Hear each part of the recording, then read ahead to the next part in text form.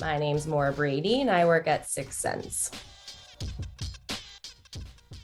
This one's funny, but in a painful way. And that's when they say they don't care about revenue.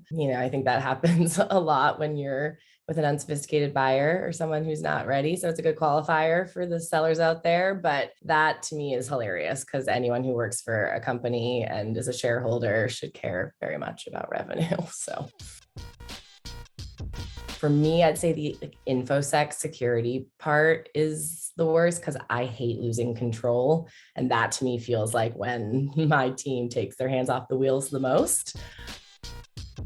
This might be a controversial answer, but I think I love the balance in sales. On one hand, it's very dynamic, changing all the time, new challenges, new people to talk to, new problems to solve. But on the other hand, to be successful and to do it for a long time, you do need to have a process and you do need to have consistency when it comes to forecasting and planning.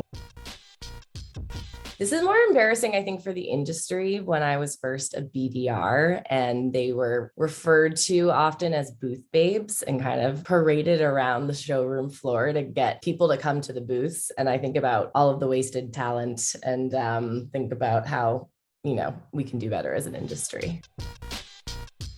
One wild one that happened, I was at a customer site in Ohio, and right before our demo, a drunk driver from the night before crashed into their entire web center, whatever. Their entire system went down, their website went down. So it was interesting to get to see a critical task force jump into action.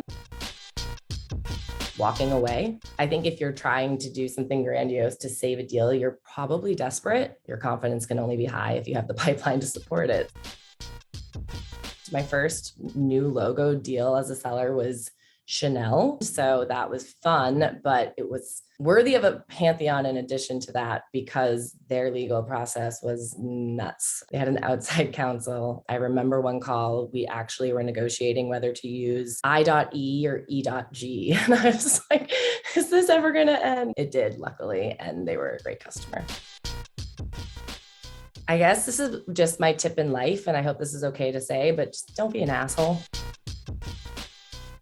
And I think a lot of sellers, lean on product because they know it, and hopefully they do. The good ones get in there, get their hands dirty. But, if you sell a cool technology, it's very easy to kind of go down the rabbit hole of just throwing up product. And so I think that's challenging, especially for newer reps, to remind themselves to pull themselves out and give a good demo experience.